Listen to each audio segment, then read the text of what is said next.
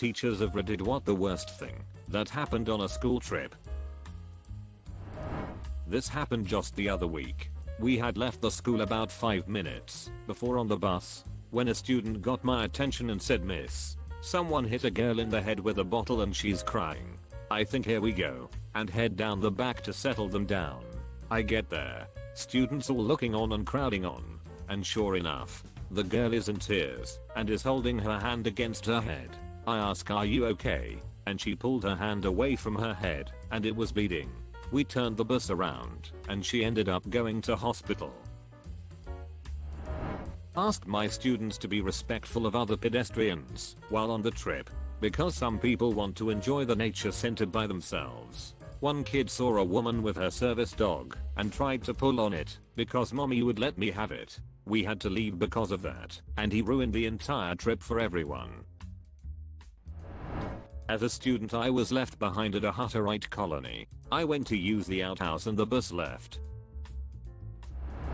My boyfriend was a teacher and his students went on the annual DC trip. It was like 2 kids to each hotel room or something, and there was 2 14-year-old boys that shared a room.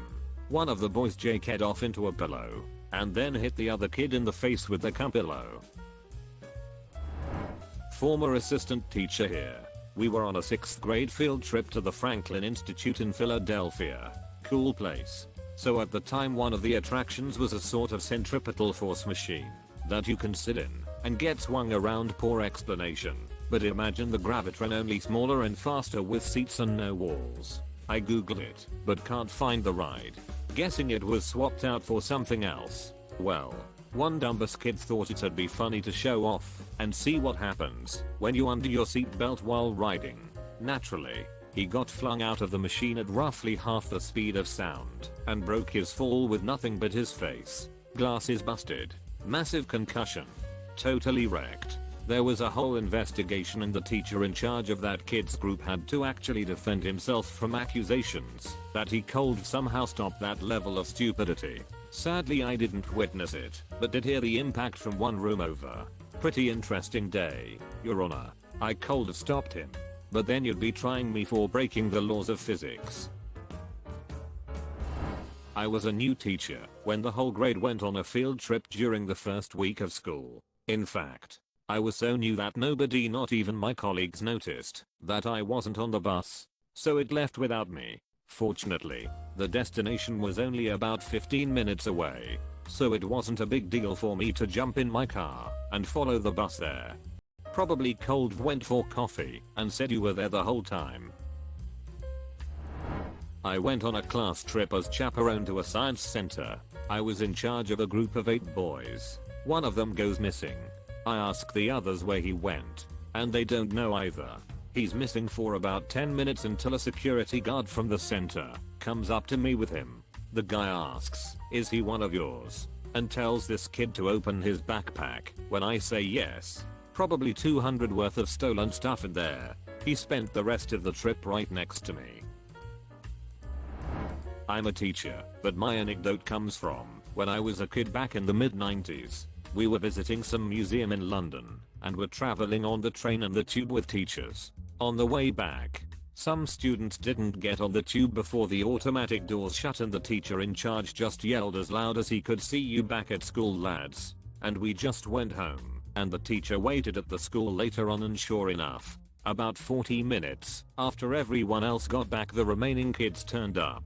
If that happened to me now as a teacher in 2019, I'd be fired. Probably out of a cannon into an abyss, marked RIP career.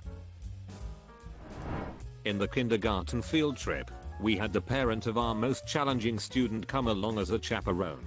Her group was her own son and a very sweet, obedient girl. Let's call him Jim and the girl Shonda. Typically, we teachers set up base camp while the parents take the groups of students through the park.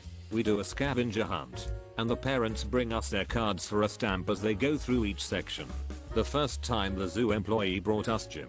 He said that the boy was in the monkey exhibit trying to climb over the fences. Luckily, he had on a school shirt, and Jim was brought right to us. We called his mother's phone, and she didn't answer. About 15 minutes later, the mom shows up and says, "Jim, how did you get in front of us? We were walking together just a minute ago. We teachers explained that in fact, Jim had been with us for a bit, and the zoo ranger had brought him over. No real response from the mom. We asked her to turn on her phone. They went off again. The second time they brought us Jim. He had gotten into the fountain. It had taken several employees to chase him down as he ran and giggled. Same drill. We called mom. No answer. Jim was sopping wet with gross fountain water. He did not seem too concerned. The mom did not show up for 45 minutes. Again she said, "Jim, how did you get in front of us? We were walking together just a minute ago." This time I was watching Shonda. The look on that little girl's face said it all. Total amazement that an adult was lying. They went off again to walk to the picnic area. Yes, the third time the zoo brought back little Jim. It was with a police officer. Apparently, the zoo was watching the cameras, and the minute the mom was out of sight, she let go of Jim and basically ditched him. The mom got a citation for failure to maintain responsibility for her child and a 1-year ban from the zoo. The police officer accompanied her and Jim back to the buses and waited with them until it was time to leave. They did not participate in the picnic. Shonda had the best moral to the story. No wonder he is so bad. His mama won't even keep him safe when there is a tiger around. He is now a very troubled 4th grader. He doesn't get to go on field trips without one-on-one support from a school staff member. I took 3 classes of 6th graders age 11, 12 to visit the Los Angeles County Museum of Art. We'd come from about an hour and a half away, the kids' other teachers on buses. But since I was hugely pregnant I was allowed to drive my own car. It had been raining, but I arrived a bit ahead of the bus. So when the kids got off I was there to lead them to the museum. As I began walking towards the kids getting off the buses I noticed a lot of papers on the sidewalk, and suddenly realized that they were an assortment of extremely explicit pictures. I stopped to try to gather them up before the kids got an unexpected and completely inappropriate sex education lesson. We'd already had a big talk about being mature when viewing classical art, for example nude statues. Oh my god, but we were not prepared for the most lurid P right now LA had to offer. Unfortunately the rain had plastered the papers to the sidewalk, and the sight of the very pregnant teacher scrambling on hands and knees on Wilshire Boulevard sent the chaperones and teachers rushing to my aid, with 100 kids right after them. No matter how urgently I tried to wave them back, it was memorable. I'm an English teacher and career and field trips are different here. Usually, there are no additional chaperones. The teacher is responsible for all 25-ish students in their homeroom class during the trip. That means a field trip is often 8 classes of 25 students, 200 kids, and a maximum of 10 chaperones if some office staff get taken along. One of my first trips was to a large traditional market. It's a popular place to go, and there are usually thousands of people there at all times. Our buses arrived, and we all piled off in the parking lot. The kids were told via megaphone, "Be back here in 1 hour. Go." And all 200 of them scattered into the crowds and tents, while most of the teachers got back onto the buses to have coffee. Surprisingly, 99% of the kids were back on the buses when they were supposed to be. However, a good number had bought small hamsters, turtles, or goldfish. 2 weeks later I couldn't find a single kid whose spontaneous pet was still alive. A girl on a beta club trip thought it would be funny to put bomb on board in the window of the bus. The interstate was shut down. The bus was pulled over, and SWAT team raided the bus. The bomb squad was called in to sweep the bus, even though the girl admitted it was a hoax. She didn't go to jail somehow. She was also a popular cheerleader, and didn't get any disciplinary action from the school.